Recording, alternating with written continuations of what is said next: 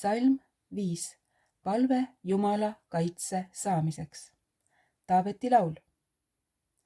Issand, võta kuulda mu sõnu, pane tähele mu ohkamist. Kuule mu appi hüüdu, mu kuningas ja mu Jumal, sest sinu poole ma palvetan. Jehova, sa kuuled vara mu häält, vara ma valmistun sinule ja olen valvel. Sest sina ei ole Jumal, kellel on hea meel õelusest. Paha ei või olla sinu külaliseks. Hooplejad ei astu su silme ette. Sa vihkad kõiki, kes nurjatust teevad.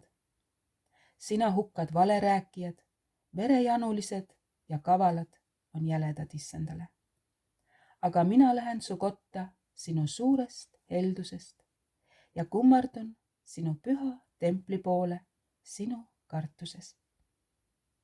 Issand, juhata mind oma õigluses, mu vihameeste pärast. Tasanda oma tee minu ees, sest nende suus ei ole midagi kindlat. Nende südames on hukatus. Nende kurk on avatud haud ja libe on nende keel.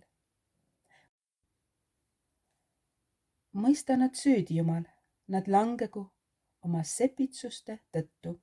Nende üleastumiste hulga pärast lükka nad ära, sest nad on sinule vastu hakanud. Aga rõõmsad olgu kõik, kes sinu juures pelgupaika otsivad. Igavesti hõisaku nad, sest et sina kaitsed neid. Ja ilutsegu sinus need, kes armastavad sinu nime. Sest sina, Jehova, õnnistad õiget.